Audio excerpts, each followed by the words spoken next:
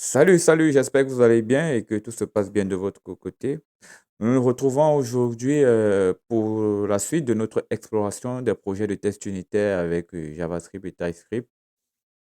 Pardon, des tests d'exploration des tests unitaires des étudiants de l'Université Yaoundé 1. Le groupe 4, on va se prêter au même exercice.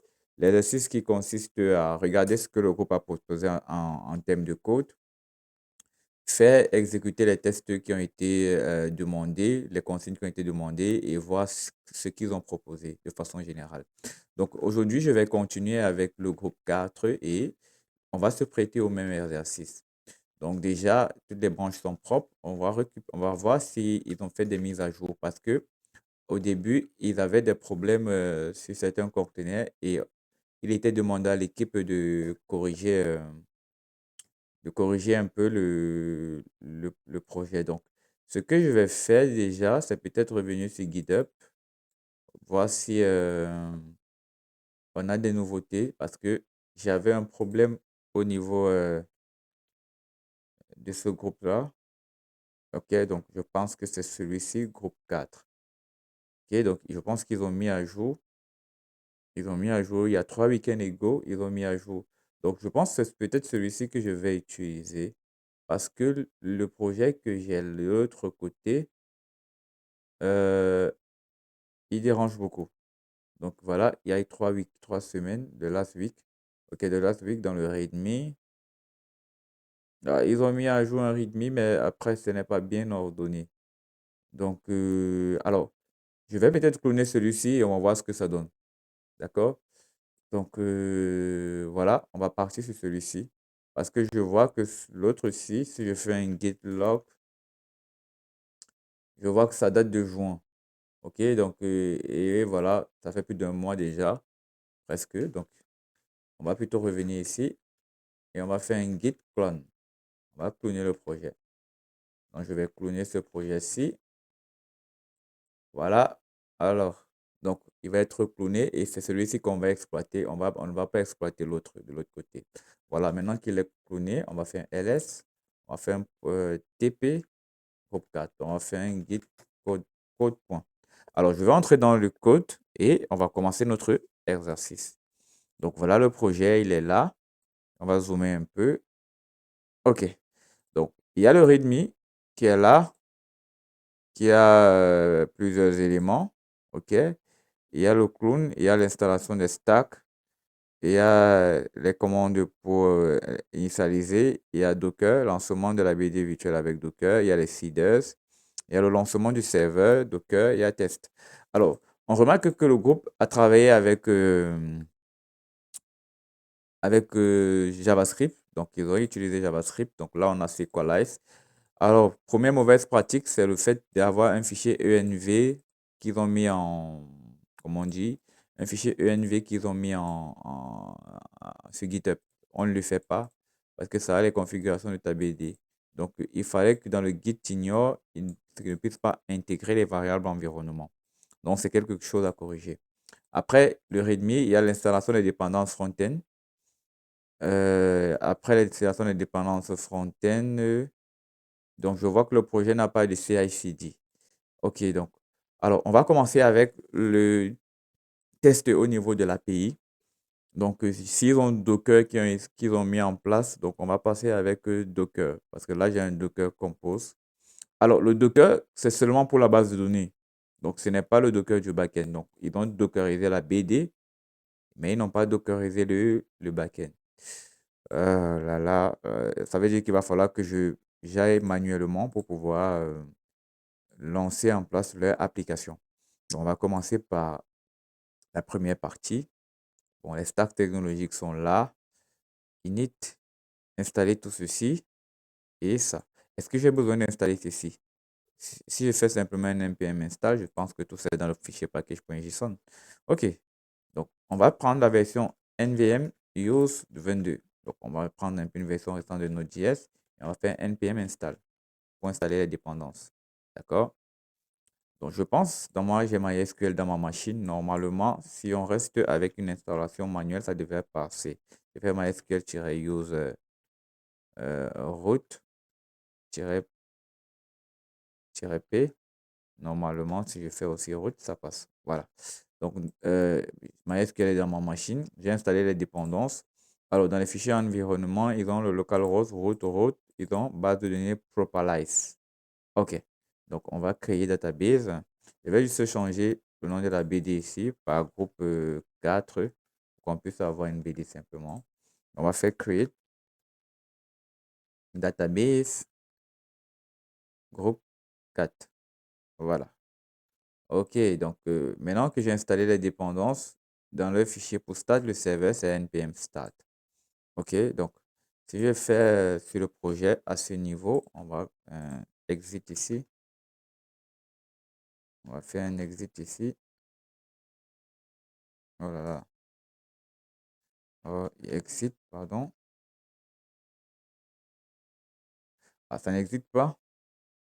Hmm, je vais juste fermer je vais juste fermer le terminal. Donc, si je fais un npm start, on va la démarrer. Alors, il refuse de se connecter. Connection refuse, tout ceci. Voilà, voilà. Au port 3003. Donc, pourquoi? La base de données, c'est groupe 4, n'est-ce pas? Oui, et Sequelize config, c'est ça. Dialect MySQL. Pourquoi il refuse de connecter? Hmm, Normalement, ça devrait prendre. Alors, dans le SRC, le config, le database, c'est le même database que je lis avec le MySQL, le dialect et tout. Ok, une minute. Database config, app, serveur. Ok, donc c'est ici que normalement il essaie de se connecter, mais il dit qu'il y a une erreur. C'est config database, non?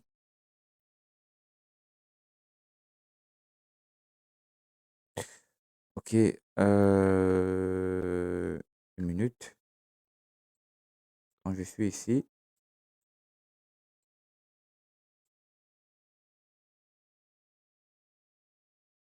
ok,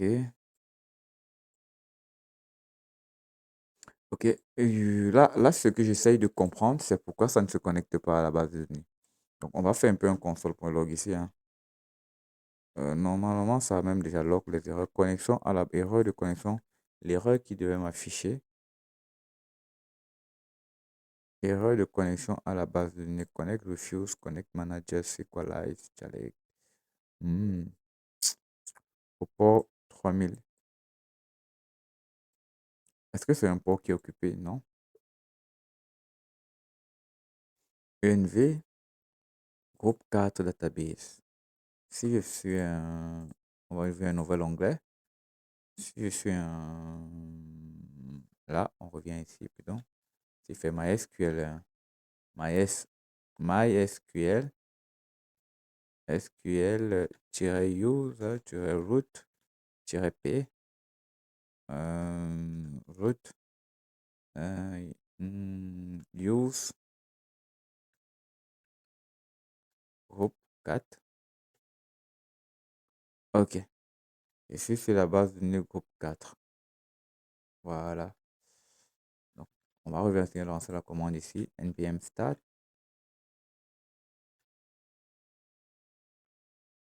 Hmm, Toujours un fatal error. C'est pour ça que ça devait être intéressant de lancer ça avec Docker. Toujours fatal error.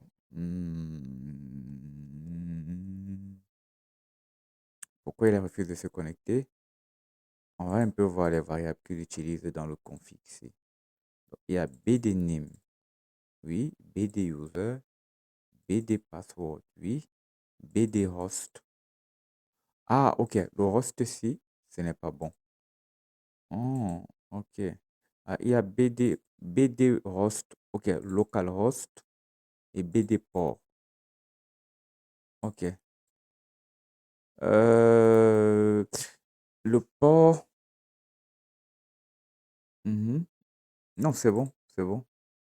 Si j'essaie de vérifier le port auquel l'application tourne, normalement, ça devrait me montrer list of files. list of file -i 2.37007. Donc, ok, il n'y a pas de truc qui tourne à ce port-ci. Hmm. Je vais regarder un peu le port de MySQL. MySQL port. MySQL port. Alors, il tourne à 0,6. Donc, il tourne à 0,6. Donc, ici, je pense que c'est 0,6. 0,6. Donc, on va se connecter un peu là aussi. Donc, j'ai changé le port par 0,6. Donc, en espérant qu'il n'y ait pas d'erreur. Et on va relancer. Voilà. Donc, on voit bien qu'il tourne à 0,6. Il a pu se connecter. Donc, on va là partir à localhost. Voilà.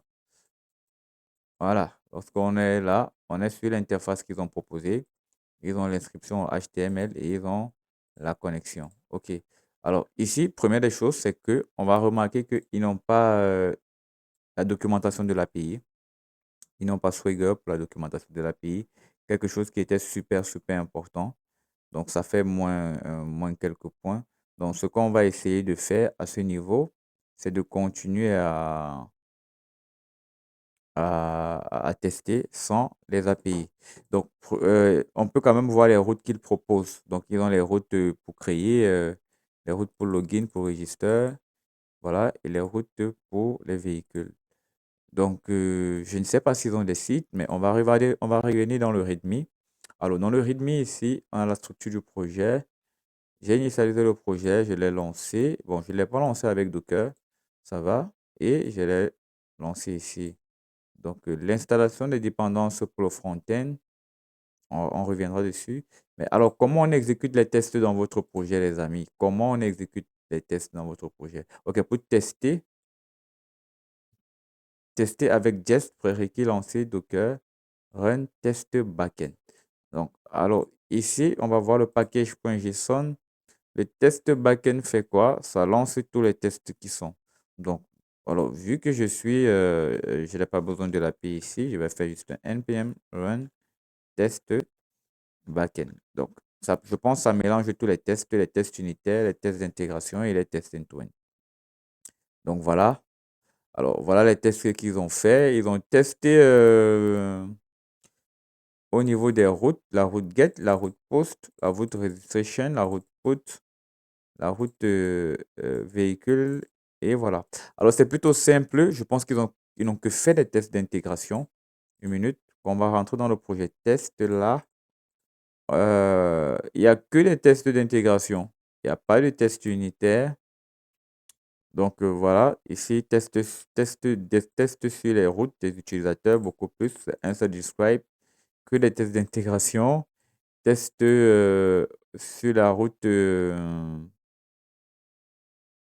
Ouais, que les tests d'intégration, pas de tests unitaires. Pas de tests unitaires aussi moyens. Seulement les tests d'intégration, ils n'ont pas eu de tests unitaires. Alors, l'équipe aurait pu faire mieux, mais bon, on va prendre comme ça.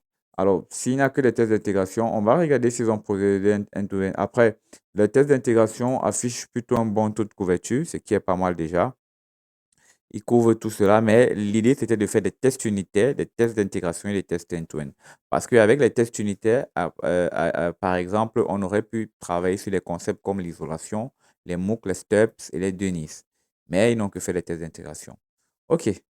Alors, on va regarder comment ils font les tests dans le README.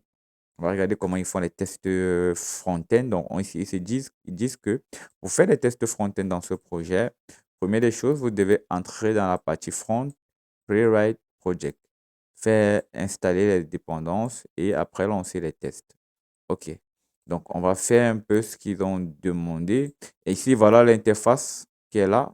On aurait pu aussi se connecter, mais bon, pour voir un peu à quoi ressemble le projet.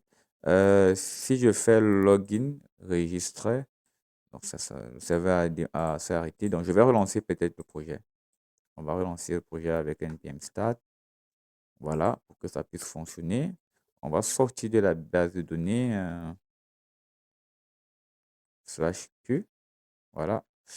Et ici, on va faire un node nvm use 22. Alors, on va regarder le readme. Donc, normalement, la page devait repasser. On regarde le README qui dit pour les tests d'intégration, il faut entrer voilà, dans le dossier Front Playwright Project. Donc, on va faire un CD,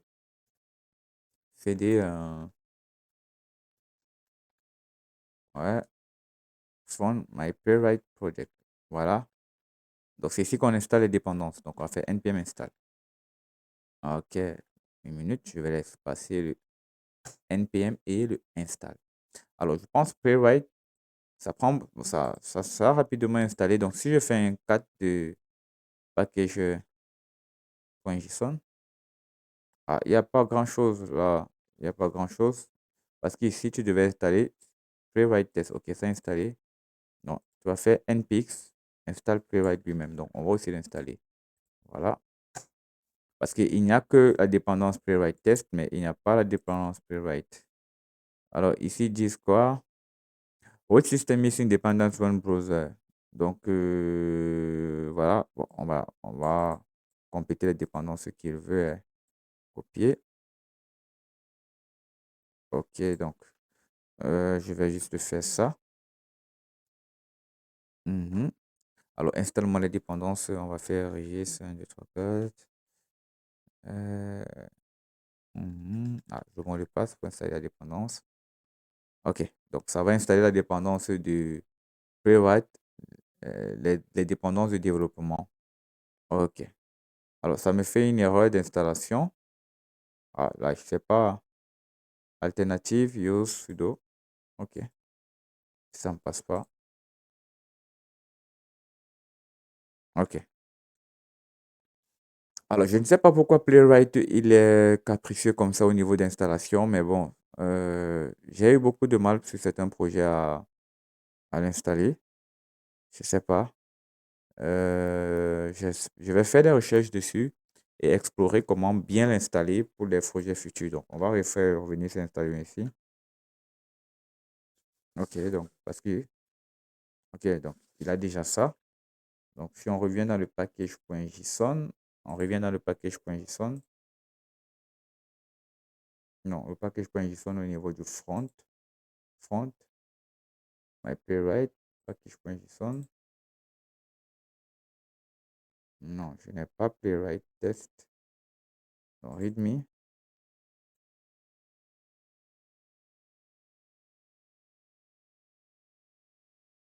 C'est ça que je veux.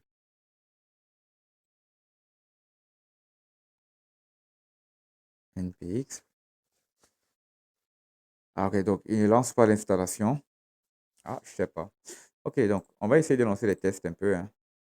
Donc, lancer les tests, c'est playwright test slash test. Donc, on va lancer ça comme ça. Que ça essaye d'exécuter les tests. Ok, donc ça a lancé les tests end-to-end. Alors, le premier test est passé. Le deuxième aussi. Alors, le troisième n'est pas passé. Le cinquième est passé. Le sixième est passé. Voilà, le septième est passé. Le huitième est passé. Alors, il y a quand même les tests qui sont passés. 8 tests sur 9. 8 tests sur 9 sont passés. C'est déjà bien. Donc, forcément, celui-ci, il y a un élément qui manque. OK, donc, sinon, on regarde les commandes qu'ils ont proposées encore pour lancer les tests avec le navigateur. Donc, je vais lancer tous les tests pour que ça puisse, comment dire, être interactif au niveau du retour. Voilà, donc, on va coller la commande ici. Playwright test slash test-head. Ça va ouvrir le navigateur Chromium s'il est là. Ok, il est là. Vous voyez, voilà. Voilà. Ça essaye de lancer les interfaces. C'est dommage que vous ne puissiez pas voir. Je ne sais pas pourquoi mon Chromium passe sur l'autre écran. Une minute. Donc, ce que je vais faire, c'est plutôt pour que vous puissiez voir l'affichage. Je vais changer d'écran. OK. Et voilà, on va peut-être la baisser aussi. Et on va relancer les tests à ce niveau-ci. OK, donc voilà, on va ouvrir juste le projet Go. OK, donc voilà les tests qui sont en train de s'exécuter. On va aller au OBS Studio. Donc les tests sont en train de s'exécuter automatiquement. Voilà, donc voilà, ce sont les tests d'intégration. Ça s'exécute. OK, il se connecte, il se connecte, il s'exécute. Voilà, OK. Donc ça, c'est ce qui est pour des tests euh, d'intégration end-to-end. OK. Donc, si vous avez vu ça, on va continuer un peu avec, ça affiche les mêmes résultats, 7 tests passés et il y a des tests qui échouent. Donc, ici, on reçoit inscription réussie. Vous pouvez maintenant vous connecter. Un utilisateur avec non saisi n'existe pas. Donc, voilà un peu ce qui est test end-to-end avec Playwright. Alors, je vais commencer déjà par féliciter l'équipe. Donc, le travail est plutôt simple. Donc, si je reviens peut-être afficher la couverture à ce niveau-là, oui, on va faire Live Server Open. Donc, ils ont essayé de faire un truc plutôt simple. Le test d'intégration couvre la partie du code. C'est vrai qu'il n'y a pas de test unitaire. Il n'y a pas de test intégration avec une autre approche que les tests sur les routes. Mais c'est moyen, c'est aussi prenable. Donc, voilà, le résultat est plutôt satisfaisant. À part ça, c'est du classique, hein. Je pense qu'on avait déjà assez parcouru les autres projets aussi et voilà. Donc, pour ce qui est le conseil que je peux donner à l'équipe, c'est essayer un peu d'aller plus loin dans la production de vos éléments parce que vous n'avez que deux fichiers de test ici, le fichier user et le fichier véhicule. Où est-ce que vous testez les fonctions? Où est-ce que vous faites des tests unitaires? Où est la partie containerisation? Parce que ici, vous avez un conteneur de la base de données, mais où est la partie du conteneur de l'API? Où est la documentation Swagger? Et où sont l'automatisation avec le déploiement continu avec les GitHub Actions? Donc, il manque énormément de choses, mais c'est déjà bien. Alors, pour cette équipe-ci, voilà la fin de la série. Il manque une équipe. Ça va dépendre s'ils ont proposé autre chose qu'on pourra suivre dans le groupe 6. Sinon, ça sera peut-être la dernière vidéo de la série. Je vous donne rendez-vous dans une autre session. Portez-vous bien.